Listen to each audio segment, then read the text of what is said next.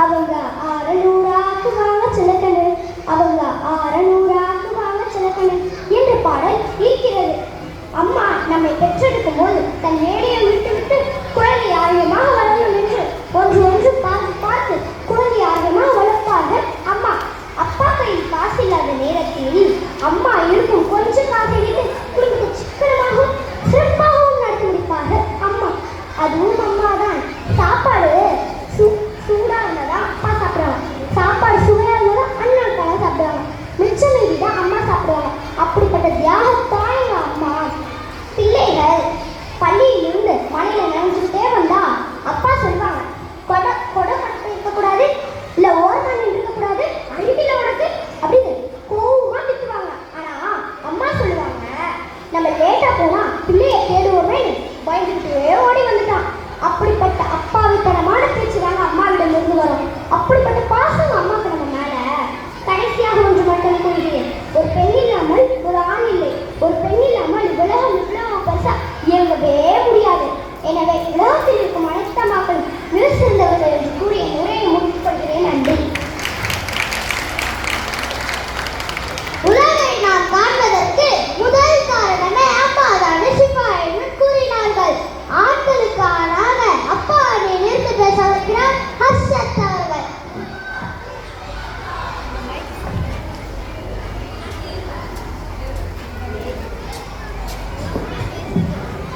அவையோருக்கு வணக்கம்.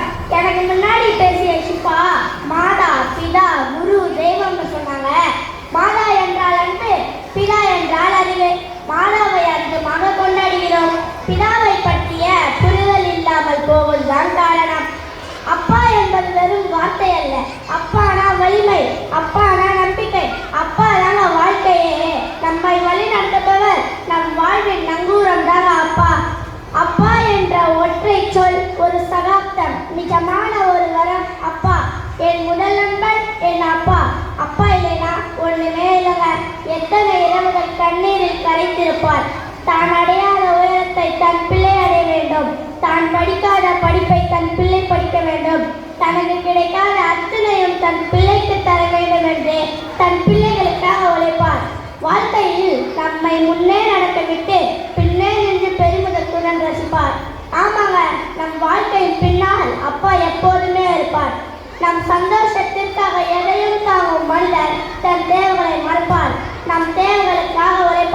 நம் வாழ்க்கை வழிகாட்டுதாங்க அப்பா. நம் நலனுக்காக யாராவது உழைக்கும் நம்ம அப்பாவிற்கு தினமும் சொல்லணுங்க தந்தையர் தின வாழ்த்துக்களை. தடும் மாறும்போதெல்லாம் தாங்கிக் கொள்பவரும் அப்பா தான், தடம் மாறும்போது ஏந்தி செல்பவரும் அப்பா தான். அன்னையிடம் நீ அன்பை வாங்கலாம், தந்தையிடம் நீ அறிவை வாங்கலாம். இரண்டும் இருந்தால் பேரை வாங்கலாம், பேரை வாங்கினால் ஊரை வாங்கலாம் என கவிஞர் பாடினார். தாயன்புக்கு நிகழில்லை தான், ஆனால் தகப்பனின் கண்டிப்பும் கண்காணிப்பும் ரெண்டும் ரொம்ப தேவை. கடவுள் வானத்தில் இருக்கிறார் என்றால் அப்பா பூமியில் இருக்கிறார். அப்பா என்றுமே ஆச்சரியப்படுத்தாங்க. தாய்க்கு பின் தாரம்னு சொல்லுவாங்க, ஆனால் தந்தைக்கு பின் தந்தை மட்டுமே. யாராலும் அந்த இடத்தை நிரப்ப முடியாது என்று கூறி என் வாதத்தை நிறைவு செய்கிறேன். நன்றி. ஒரு தெரிவிக்க அப்பா பூமியில் உள்ள கடவுளா என்று சிறப்பாய் பேசினார். அடுத்ததாக அப்பா நினைவு பேச வருகிறார் திவாசினி அவர்கள். கூட்டத்தின் தலையான கருத்துமே என் பள்ளி தலைமை தாயே, ஆசிரியர் தாய்மாரே, என்னை பெற்றெடுத்த பெற்றோரே, என் உடன்பிறவா சகோதர சகோதரிகளே, உங்கள் அனைவருக்கும் என் முதல் வணக்கம். அர்ஷத் ரொம்ப அருமையாக பாடினாங்க. அவங்களே பாடினாங்களா அன்னையிடம் அன்பை வாங்கலாம் என்று. இதை விட அம்மாவின் சிறப்புக்கு வேறு என்ன வேணும்? அம்மா பொறுமையின் சிகரம். குழந்தை உடல் நலம் சரியில்லை என்றாலோ மற்றும் மாற்றுத்திறனாளியாக இருந்தாலோ பொறுமையாக கையாளுவது அப்பா இல்லை அம்மா தான் என்பது உறுதி. அதை நான் சொன்ன தப்பா? காலங்கள் மாறினாலும் நம் அம்மாக்கள் நம்மிடம் கேட்கும் கேள்விகள் மட்டும் மாறவே மாறாது. எத்தனை முறை சண்டை போட்டாலும் தேடி வந்து பேசும் தேவன் என் தாயை தவிர வேறு ஏதும் உண்டோ இந்த உலகில்? நம்ம கஷ்டப்படும் போது அழுவும் போது கூடவே இந்த ஆறுதல் சொல்லும் அம்மா மட்டும்தான். இவ்வுலகில் மனதளவில் கூட துரோகம் நினைக்காத ஒரே ஜீவன் அம்மா. 1000 விடுமுறை வந்தாலும் என் தாயின் அலுவலகத்தில் மட்டும் விடுமுறை இல்லை. அம்மாவின் சமையல் அறைக்கு ஒவ்வொரு நாளும் வருத்தப்படுவார், ஆனால் ஒரு நாளும் தன்னையே பற்றி கவலைப்பட மாட்டார்.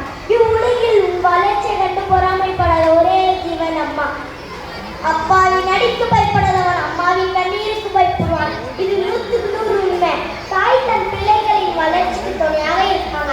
அவங்களுக்கு என்ன பிடிக்கும், எந்த நேரத்தில் எப்படி இருப்பாங்க, என்ன பாடம் பிடிக்கும், என்ன விரும்பி சாப்பிடுவாங்க, அவங்க மனநிலை என்ன என்று அத்தனை அப்பாவுக்கு தெரியாது, அப்பாவுக்கு தான் தெரியும். தாமஸ் ஆல்வா எடிசனை ஒன்றுக்கு உதவாதவர் என்று எல்லாரும் ஒதுக்கும் போது அவரது அம்மாவின் ஊக்கத்தால் தான் அவர் பெரிய அறிஞராகி மின்சார கை கண்டுபிடிப்பார். தாயின் அன்பு என்பது நிபந்தனை அற்ற அன்பு. வளர்ந்து பெரியாக ஆன பிறகு அப்பா அம்மாவை மறந்தா கூட நம்ம மறக்க மாட்டோம்.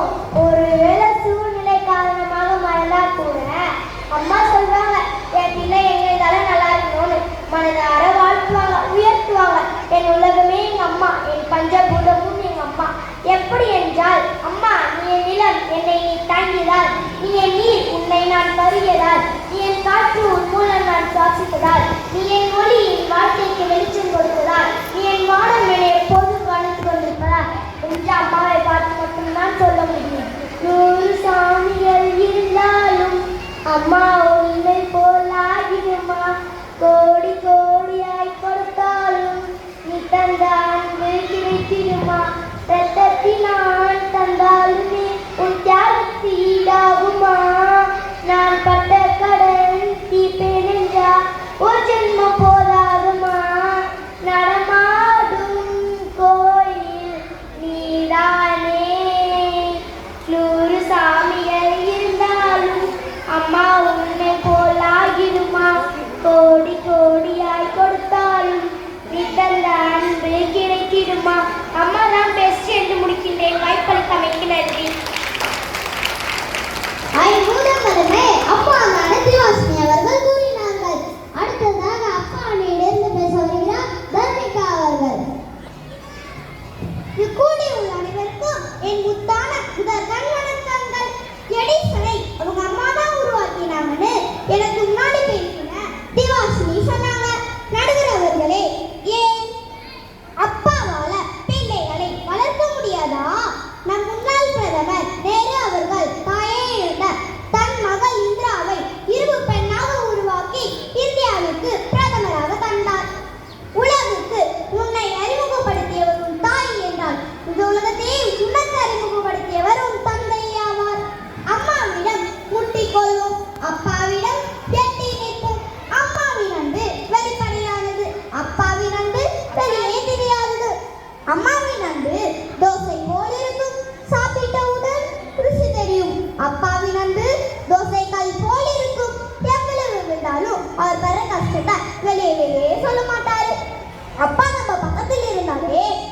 தனி தைரியம் தான். எவ்வளவு பிரச்சனை வந்தாலும் நான் இருக்கிறேம்மா, போ பார்த்து கொள்ளலான்னு சொல்லுவாரு. நாம் உண்ணுகின்ற உணவு, உடுத்துகின்ற உடை, படிக்கின்ற படிப்பு, வாழ்கின்ற வாழ்க்கை அத்தனையும் தந்தையின் பேரில் விளைந்ததுதாங்க. வீட்டுல கௌரவமே பார்க்காத ஒரு கேரக்டர் யாருன்னா அது அப்பா மட்டும்தாங்க. நடிக்கவே தெரியாத ஒரு ரியல் ஹீரோ தாங்க அப்பா. தன் தன் மூச்சு விழும் வரை பிள்ளைகளுக்காக வாசிப்பவர் அப்பா. அன்பை வார்த்தைகளை வெளிப்படுத்தாமல் தன் உழைப்பு மூலம் வெளிப்படுத்தும் ஒரே உறவு அப்பா தாங்க. நடுவர் அவர்களே, பாரதியார் தம் பாடலில் எங்கள் தந்தையை நாடென்னும் போதினிலே ஒரு சக்தி பிறக்குது மூச்சினிலே என பாடியிருக்கிறாரு. இறுதியாக ஒன்றை கூறி என் வாழ்த்தை நிறைவு செய்கிறேன். பிள்ளைகளுக்கு முதல் காவல் தெய்வமே அப்பா தாங்க. வாய்ப்பாளித்த அனைவருக்கும் நன்றி கூறி விட வேண்டும். தருணிகா அருமையாக பேசினேன். அடுத்ததாக அம்மா அணியிலிருந்து பேச வருகிறார் ஹாசினி அவர்கள். நடுவருக்கும் சபையோர் அனைவருக்கும் வணக்கம். தருணிகா சொன்னாங்க, அப்பா தோசை பண்ணலாம். ஆமா, வீட்டுல எப்ப பாரு சிறுசிறுன்னு சூடா இருப்பாரு. அப்பா உழைக்கிறாராம். ஆனா அம்மா வீட்டுல கத்தின வழி செஞ்சுட்டு வெளி வேலைக்கு போறாங்க, பேசுறாங்க பெருசா. கடல் அலைகளுக்கு என்றுமே விடுமுறை கிடையாது. அதுபோல் தாய் நன்றிக்கு எல்லையே கிடையாது. பிள்ளை இல்லாமல் கற்றுக்கொண்ட முதல் வார்த்தை அம்மா. கருவில் இருந்த நமக்காக இரவில் தூக்கத்தை விட்டு விழுந்திருந்த சூரியன் அம்மா. சுயநலமே இல்லாத அன்பு அம்மா. ஜார்க்கண்ட் மாநிலத்தில் நடந்த உண்மை சம்பவத்தை நான் உங்களிடம் கூற ஆசைப்படுகின்றேன். சுமித்ரா தேவி அம்மா துப்புரவு பணி செய்து வந்தார். அவர்களுக்கு ரிட்டையர் விழா நடைபெற்றது. அந்த விழாவில் திடீரென்று ஒரு கலெக்டர் வந்து அமர்ந்தார். சிறிது நேரங்கள் கழித்து ஒரு மருத்துவரும் வந்து விழாவில் கலந்து கொண்டார். அனைவரும் சுமித்ரா தேவி அம்மாவை பற்றி புகழ்ந்து பேசினர். கலெக்டருக்கு பேச வாய்ப்பு வந்தது. இதுவரை உங்களுக்கு சுமித்ரா தேவி அம்மாவை துப்புரவு பணி செய்பவராக மட்டும்தான் தெரியும். ஆனால் அவர்கள் சிறு வயதிலேயே கணவனை இழந்து தன் இரு மகன்களை துப்புரவு பணி செய்து காப்பாற்றினார். அதில் ஒரு மகனை கலெக்டராக்கி இதோ உங்கள் முன் பேச வைத்திருக்கிறார். மற்றொரு மகனை மருத்துவராக்கி அதோ அமர்ந்திருக்கிறார். இதிலிருந்தே உங்களுக்கு தெரியும், இந்த உலகில் தாயை விட பெரிய சக்தி எதுவும் இல்லை. மறுபிறவி இருந்தால் செருப்பாக பிறக்க வேண்டும். என்னை சுமந்த தாயை நான் ஒரு முறை சுமப்பதற்காக நான் இந்த உலகிற்கு வரும் முன்னரே நான் கேட்டு ரசித்த அழகான இசை அம்மாவின் இதய துடிப்பு. நான் கண்ட முதல் கனவு, என் முதல் முத்தம் அம்மா.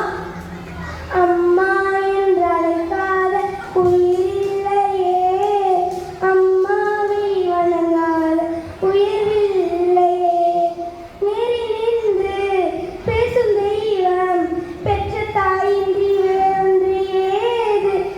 ஏன் நம்ம பள்ளியை வழிநடத்துவதே ஒரு அன்னை தான், நமக்கு பாடம் கற்பிப்பதும் ஒரு அன்னை தான், நமக்கு தீர்ப்பு வழங்குவதே ஒரு அன்னை தான். உன்னையே மறந்தாலும் அன்னையே மறக்காதே. நன்றி. ஹாசினி அருமையாக பேசினேன். ஜார்க்கண்ட் மாநில உண்மை சம்பவம் ஊக்கமாக இருந்தது. அடுத்ததாக அப்பா அணியிலிருந்து பேச வருகிறார் அனுஷ்கா அவர்கள். அனைவருக்கும் வணக்கம். ஹாசினி சொன்னாங்க, அப்பாக்கெல்லாம் காலையில் போனா நைட்டு தான் வராங்கன்னு. சீக்கிரமா வந்தா மட்டும் என்ன ஆட போகுது? சாப்பாடு போடுன்னு சொன்னாக்க சட்டே பண்ண மாட்டாங்க. அந்த ஜாலியா டிவி சீரியல் பார்த்துட்டு இருப்பாங்க. அதனால தான் அப்பாக்கெல்லாம் சீரியல் முடிஞ்சிட்டோம் லேட்டா போயிட்டான், லேட்டா வராங்க. இவங்க வேற அவங்க பேசினாங்களே அம்மாவோட பெருமைய, இப்ப நான் பேசுற அப்பாவோட பெருமைய நீங்க கேளுங்க. அப்பா அப்பா என்ற வார்த்தை மிகவும் அழகானது. அப்பா என்றாலே குழந்தைகளுக்கு மிகவும் பிடிக்கும், அம்மாவை விட. ஏனென்றால் அவர் தான் நமக்கு அனைத்தையும் செய்வார். அம்மா உனக்காக அது செஞ்ச இது செஞ்ச சொல்லி காட்டிட்டே இருப்பாங்க.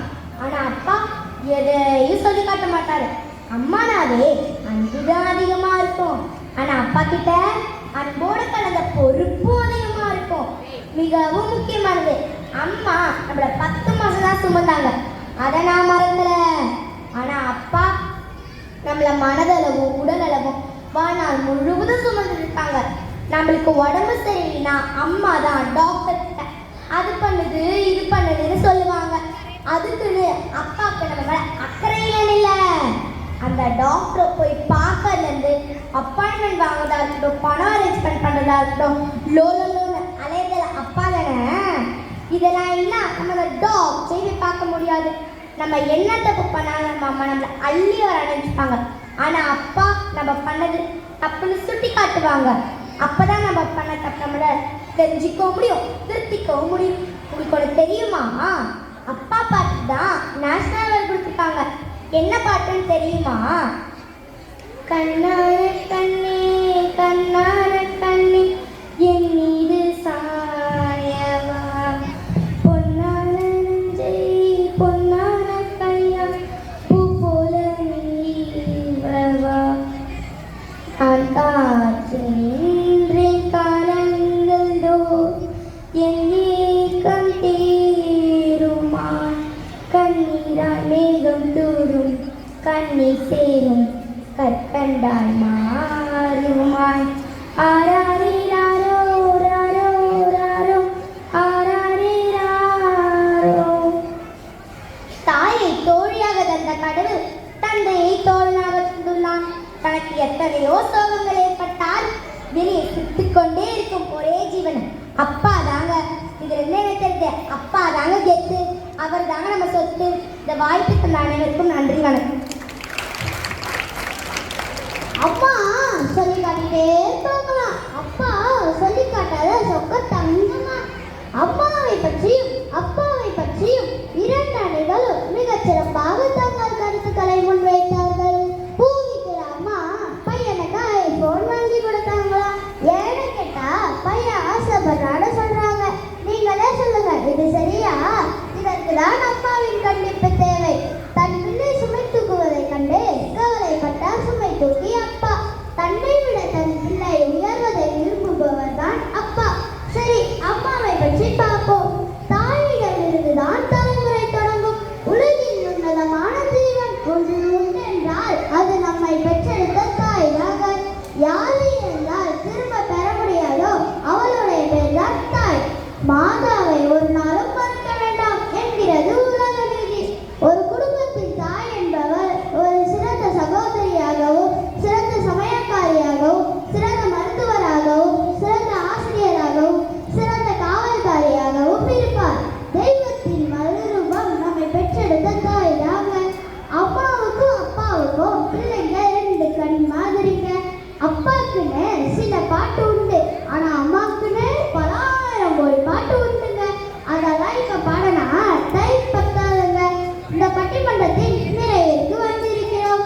அம்மாவா அப்பாவா என தீர்ப்பு சொல்ல வேண்டிய தருணம். இவங்க பேசுறது எல்லாமே பார்க்கும்போது அம்மாவும் சரி அப்பாவும் சரி ரெண்டு பேருக்குமே வேறுபாடு இல்லை. யாருக்கு அதிக பங்கு அப்படின்னா ரெண்டு பேருக்குமே பங்கு உண்டு. அம்மா என்றால் அன்பு, அப்பா என்றால் அறிவு. அன்பு அறிவு இரண்டும் தேவை. அன்பு அறிவை இணைந்தால்தான் ஒரு மனிதனை உருவாக்க முடியும். இரண்டு கைகள் இணைந்தால்தான் ஓசை வரும். சுவர் இருந்தால் தானே சித்திரம் வரைய முடியும். ஆகவே தாயோட அன்பும் தகப்பனோட கண்டிப்பும் ஒரு பிள்ளையை சிறப்புடையவனாக்கும்.